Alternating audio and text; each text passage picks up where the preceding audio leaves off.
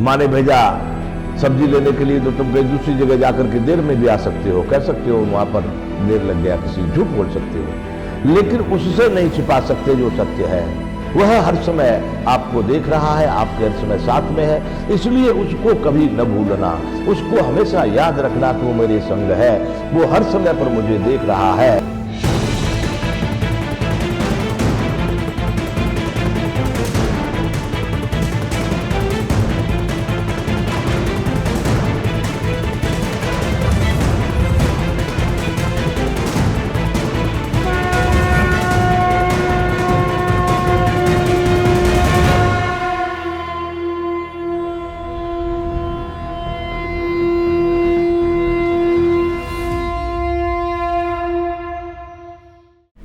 हम कह रहे थे अध्यात्म, भारत में अध्यात्म का बहुत बड़ा महत्व, भारत में का विश्व में मनुष्यों के लिए अध्यात्म से बड़ी कोई विद्या और शिक्षा नहीं है।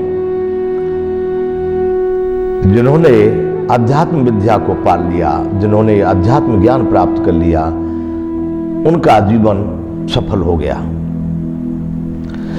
यहां आज हम जो देख रहे हैं, हम भारत की बात कर रहे हैं, विश्व में क्या हो रहा है उसका मुझे इस विषय में जानकारी नहीं, पर आध्यात्म में बहुत बड़ा जन समुदाय भ्रमित है। भ्रमित का अर्थ है कि उसका ठीक उनको जानकारी नहीं है, उसका ठीक उनको परिणाम नहीं प्राप्त होता और सही उसका मार्गदर्शन नहीं है, सही उसका मार्ग नहीं है। इसलिए हमारे भारत में बहुत बड़ा अध्यात्म का प्रचार होने के अतिरिक्त इतना बड़ा अंधेर, एक धुंधला सा पाखंड जैसा दिखाई देता है, जिसमें मनुष्य अपने को नहीं देख पा रहा। तो हम आज इसी विषय पर चर्चा करेंगे कि अध्यात्म आखिर क्या है और अध्यात्म में हम कैसे प्रवेश करें, अध्यात्म को कैसे पावें, अध्यात्म में हम कैसे समर्पित हो सकते हैं। तो आइए हम चर्चा करते हैं आत्मज्ञान क्या है। आत्मज्ञान के लिए जो सिस्टम बताए, जो हमारे यहाँ साधन बताए हैं, जो हमारे यहाँ प्रणालियां बताई हैं, अब हम कहें एक बात, सत्संग। सत्संग अध्यात्म का एक मुख्य भाग है, परंतु यहां सत्संग कैसे कहा जाए। भारत में बहुत सारी कथा वार्ताएं होती हैं, तो लोग कहते हैं वहां सत्संग समय के अनुसार 3 बजे से 4 बजे तक, 5 से 8 बजे तक गया सत्संग चल रहा है, सत्संग में गए थे। लेकिन वो लोग जाते हैं सत्संग में, बहुत सारे लोग जाते रहते हैं और आते रहते हैं, चले गए चले आए, लेकिन सत्संग वत्संग कुछ मालूम नहीं पड़ रहा क्या सत्संग हुआ और उसका क्या परिणाम हुआ।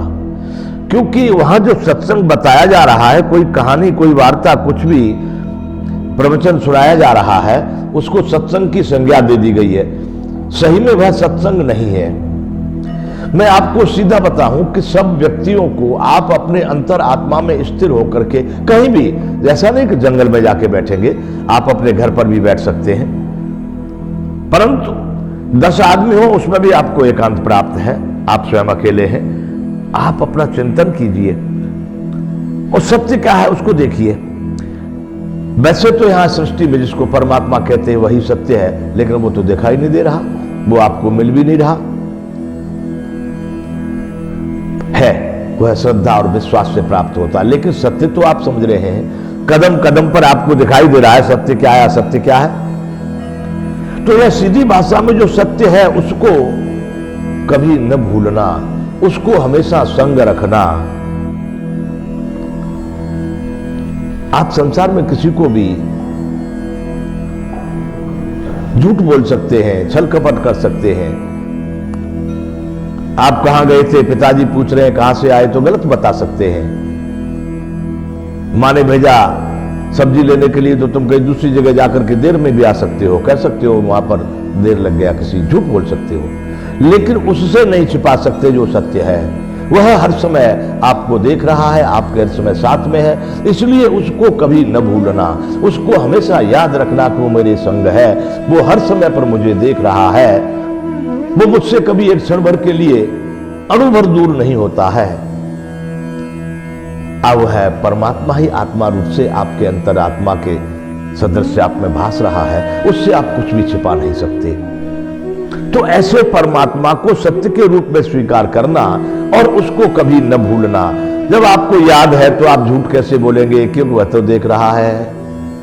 जब आपको साथ में है हर समय पर तो आप बुरा काम कैसे करेंगे, क्योंकि वह तो देख रहा है। तो हम कहना चाहते हैं कि सत्संग, बहुत लंबी व्याख्या इसकी न करके, क्योंकि हम अलग अलग विषयों के अलग अलग विभागों में हम अलग अलग चर्चा करेंगे।